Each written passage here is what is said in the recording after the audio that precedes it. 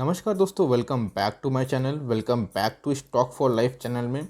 Guys, इस video में शुरुआत करने से पहले, आगे बढ़ने से पहले मैं कुछ चीज़ आपको दिखाना चाहता हूँ कि ऐसे कौन कौन से स्टॉक हैं जो पिछले एक साल में अपने इन्वेस्टर्स के पैसे 3 गुने कर दिए हैं, और ऐसे कौन कौन से नियम से आप नोवाइस ट्रेडर या फिर इन सक्सेसफुल ट्रेडर से सक्सेसफुल ट्रेडर बन सकते हैं, इन एक्सपीरियंस से एक्सपीरियंस ट्रेडर बन सकते हैं।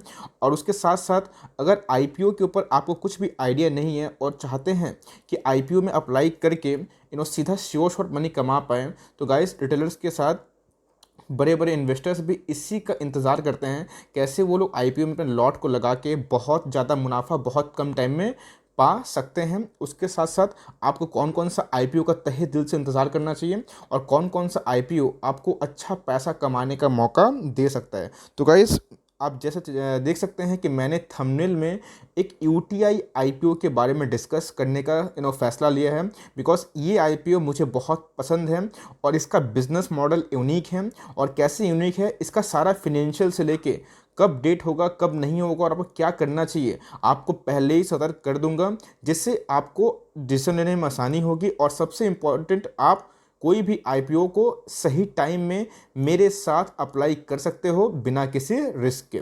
तो गाइस, बिना टाइम वेस्ट किए हुए सीधे चलते हैं मुद्दे पे। So let's begin. तो दोस्तों, आईपीओ से पहले कुछ जान लेते हैं उसके बारे में कि यूटीआई एसेट अंडर मैनेजमेंट आखिर में है क्या, उसके प्रोमोटर्स कौन कौन हैं और उनके बारे में थोड़ा जानना तो बनता ही है। तो मैंने सीधा सीधा विकिपीडिया का जो साइट है उसको ओपन कर दिया है और मैं कुछ लाइंस पढ़ूंगा और आपको समझाने की कोशिश करूंगा। तो गाइस, देख सकते हैं कि UTI mutual fund was carved out of the erstwhile unit trust of India. इसका फुल फॉर्म है यूनिट ट्रस्ट ऑफ इंडिया, जो कि बहुत पुरानी कंपनी है और सिक्योरिटीज एक्सचेंज बोर्ड सेबी से रजिस्टर्ड 2003 साल में इसको मिल गई थी। The unit trust of India act 1963 was repelled, paving way for the bifurcation of UTI. Guys, मैं आपको बता दूं कि जितने भी आपको म्यूचुअल फंड की कंपनी जो लिस्टिंग होते हुए देखने को मिलते हैं, जैसे मैं बात करूं एचडीएफसी एएमसी, जो कि मेरे कोर पोर्टफोलियो का हिस्सा है और जो कि धाकर कंपनी है, और उसके साथ साथ मेरी और भी एक फेवरेट कंपनी जो नैम इंडिया है, निप्पॉन एसेट अंडर मैनेजमेंट, ये भी मेरे पोर्टफोलियो का स्टॉक है और बहुत ही धाकर कंपनी है। उसके साथ साथ मैं बता दूं कि इन दोनों कंपनी से भी ओल्ड कंपनी है यूटीआई, और यूटीआई एक गवर्नमेंट काइंड ऑफ कंपनी है, क्योंकि इनके प्रोमोटर्स मैक्सिमम आपको गवर्नमेंट पीएसयू के जो बैंक्स हैं या फिर बड़े एनबीएफसीज हैं वो देखने को मिलेंगे। चलिए वो स्लाइड आपके साथ शेयर करता हूँ। उसके बाद मैं फिनेंशियल जो रिजल्ट है, कैसा परफॉर्मेंस रहा 2018 में और 19 में और 2020 के अकॉर्डिंग यूटीआई का जो आईपीओ है, लिस्टिंग प्राइस क्या हो सकता है, हम लोगों को क्या गेन मिल सकता है, और लॉन्ग टर्म के लिए क्या ये आईपीओ हम लोग के लिए सही है या फिर इसके बजाय हम लोगों को एचडीएफसी या फिर निपॉन में इन्वेस्ट करना चाहिए। तो सारे सवालों का जवाब इसी वीडियो में मिलेगा। प्लीज़ कृपया कर इस वीडियो के अंत तक बने रहेगा। जैसा कि दोस्तों आप देख सकते हैं, मैंने सीधा विकिपीडिया पे बहुत कुछ पढ़ा था और मैंने ये भी बताया था कि 1 फरवरी 2003 को ये सेबी से ऑफ कोर्स रजिस्टर्ड हो गया था म्यूचुअल फंड, और the unit trust of India act 1963 was repelled. ये तो मैंने पहले ही स्लाइड में डिस्कस कर दिया था। अब कुछ नया डिस्कस करता हूँ। तो ऑफ कोर्स फाउंडर डेट आपको समझ में आ गया है, हेडक्वार्टर्स कहाँ पे है ये भी समझ में आ गया, नंबर ऑफ एम्प्लॉयज़ लगभग 1400 है। और अब देखिएगा, यही चीज़ मैं आपको बताना चाहता था। एलआईसी इसकी ओनर कंपनी है, इसकी पेरेंट कंपनी है।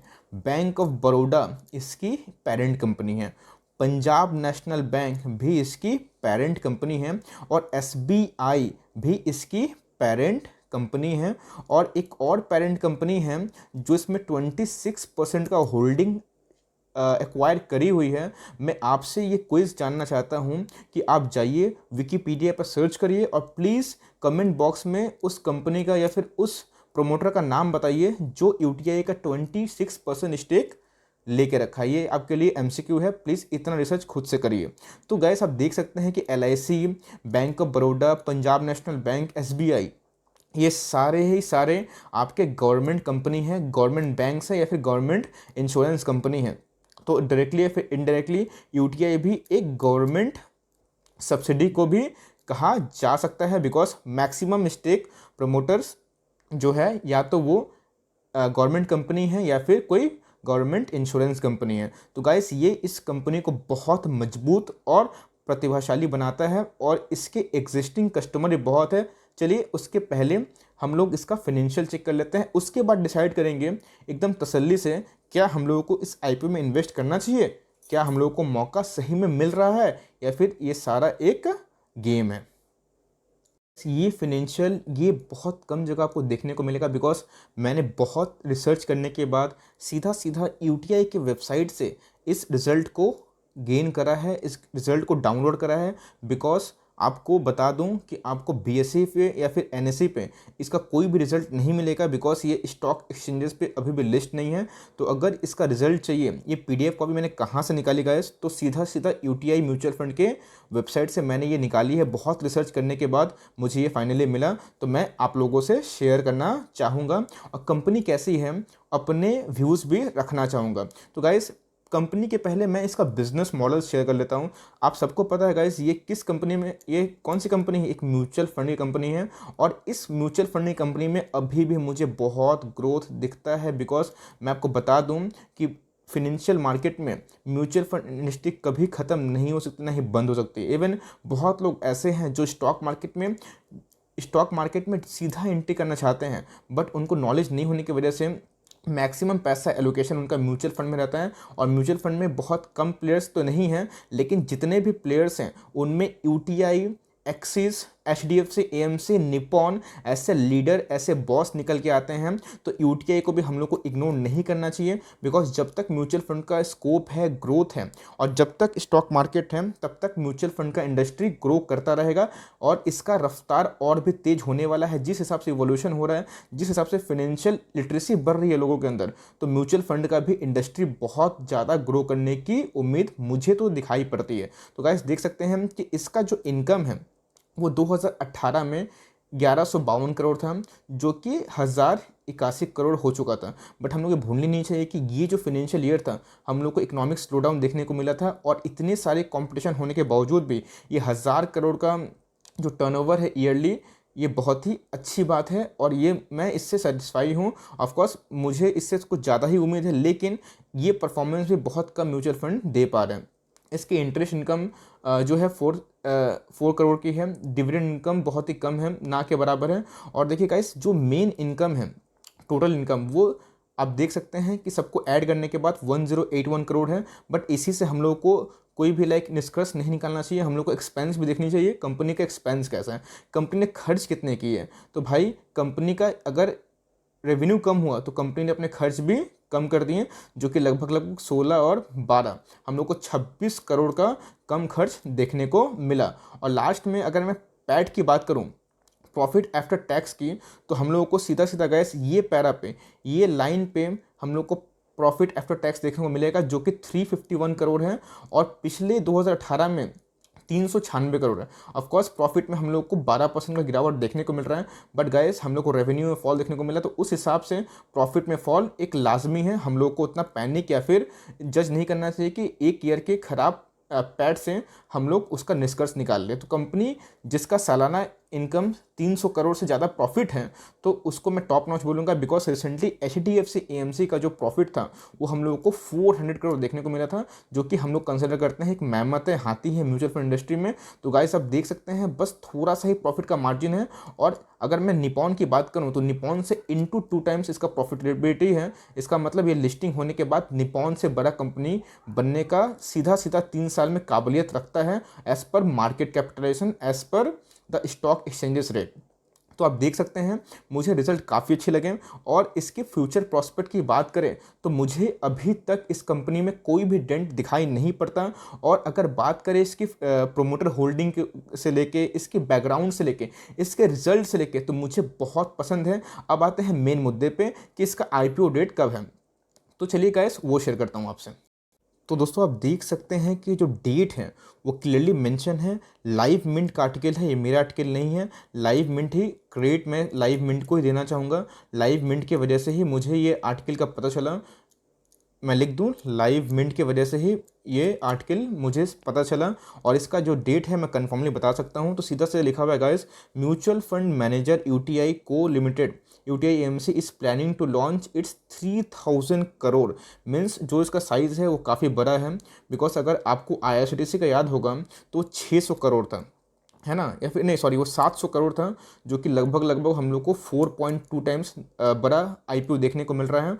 और ये इन द वीक ऑफ 14 सितंबर हम लोग को लिस्टिंग होते हुए देखने को मिल सकता है। The plan is to launch the deal in the week of 14 September to the final dates are yet to be confirm. अभी भी देखिए गाइस, फाइनल डेट कंफर्म नहीं हुआ है, प्रपोज नहीं हुआ है, बट मेरी जहाँ तक अनुमान है ये हम लोग को 2nd to 3rd वीक देखने को मिल सकता है। और मैं बता दूं गाइस, जब भी मार्केट में एक रैली होती है तो हम लोगों को आईपीओ का एक बौछार देखने को मिलता है। बिकॉज इसमें जो लिस्टिंग प्रीमियम होती है, अगर किसी को पता नहीं प्रीमियम क्या होती है तो मैं एक लाइन में समझा दूँ कि जब भी आईपीओ ग्रे मार्केट से जब भी इनिशियल पब्लिक ऑफरिंग लाती है, आईपीओ लाती है, और वो स्टॉक एक्सचेंजेस में, एसई में, स्टॉक एक्सचेंजेस में जब वो लिस्ट होती है या बीएसई पे एनएसई में, तो ग्रे मार्केट में उसका प्रीमियम बहुत राइज हो जाता है और लिस्टिंग गेन आप लोग को अच्छा देखने को मिल सकता है। तो आपको अगर किसी को पता नहीं कि आईपीओ का पर लॉट का साइज़ क्या होगा, आईपीओ हमेशा लॉट में आता है, तो ऑफकोर्स 14,000 से लेके 15,000 पर लॉट आप लोग को देखने को मिल सकता है। तो रिटेल इन्वेस्टर लोग 2 लाख तक लॉट लगा सकते हैं, 2 लाख तक लॉट आराम से लगा सकते हैं और आराम से आईपीओ का चांसेस को बढ़ा सकते हैं। और ऑफ कोर्स 2 लाख से ऊपर अगर आपको अप्लाई करना है तो आपको एचएनआई कैटेगरी में अप्लाई करना होगा। रिटेल कैटेगरी आपका सिर्फ और सिर्फ 14,000 15,000 से ही स्टार्ट होता है। आप 2 लाख के नीचे जितना भी लॉट आपका बन सकता है, 4 5 6 8, आप वो लगा सकते हैं और आईपीओ में हिस्सा ले सकते हैं। एज़ पर माय व्यू तो गाइस, इस आईपीओ में आपको श्योर शॉट, मैं आपको टिक कर दूं और लिख दूं, आपको श्योर शॉट पार्टिसिपेट करना चाहिए। अगर आपको इस व्यू में पार्टिसिपेट नहीं करना चाहिए कि आपको लिस्टिंग गेन ही मिले, बट गाइस ये लॉन्ग टर्म वाला शेयर है, बिकॉज इसका फ्यूचर प्रोस्पेक्ट बहुत ही तगड़ा है। तो इसके बाद फर्दर अगर आईपीओ कोई भी डेट आता है तो मैं हूँगा सबसे पहले जो आपसे उसके डेट को शेयर करूँगा और आपको सबसे पहले इन्फॉर्मेशन दूंगा। तो गाइस 2 आईपीओ को मैंने कवर करा था। सबसे पहले जो हैप्पीएस्ट माइंड का आईपीओ, जो कि मैंने बोला था कि आप 1-2 लॉट अप्लाई कर सकते हैं, वो भी अच्छा आईपीओ है। और उसके साथ साथ और एक आईपीओ का वीडियो बनाया था जिसमें एलआईसी है, जिसका सब कोई इंतजार कर रहा है। और यूटीआई का तो भाई मैं भी इंतजार कर रहा हूँ, बिकॉज ये मेरी one of the favourite company है। और भी एक आईपीओ आएगा एंजल ब्रोकिंग का, ठीक है। अगर इसके ऊपर वीडियो चाहिए तो प्लीज़ कमेंट बॉक्स में बोले कि यस सर इसके ऊपर वीडियो चाहिए, तो मैं अपकमिंग वीडियो में उसी का ही जिक्र करूँगा। तो आई होप गाइस ये वीडियो बहुत इन्फॉर्मेटिव लगा होगा आपको। अगर वीडियो पसंद आया तो प्लीज़ लाइक करके इंकरेज करें और दोस्तों के साथ भी ज़रूर शेयर करें, बिकॉज सबका फ़ायदा हो तो आपका भी फ़ायदा ज़रूर होगा guys. Thanks for listening guys, that's the end of the video for the time being. मिलते हैं जल्दी, तब तक के लिए God bless you all. Thanks for listening once again.